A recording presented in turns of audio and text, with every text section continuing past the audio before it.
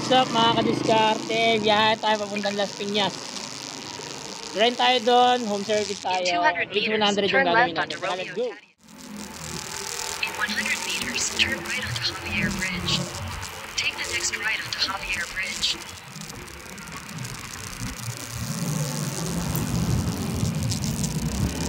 So ito mga kadiskarte, touchdown tayo dito sa may Las Piñas. Ito yung gagawin natin, H100. Yan, so papalitan natin. Ito hindi na talaga tumutunog. So tara, ayusin natin, palitan natin, gawin natin siyang 7 inches Android, baklasin na natin agad-agad. Alright, tara, let's go! Yung pagtanggal nito, tanggalin mo muna to para hindi ano. Ito. Yan, tapos ito, tatanggalin mo to buo. Ito, yan, paikot yan.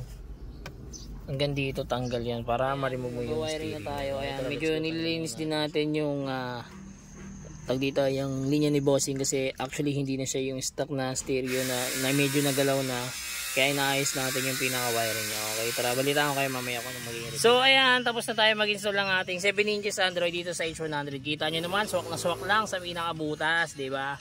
Syempre kasama pa rin sa package natin yung reverse camera. Ayan.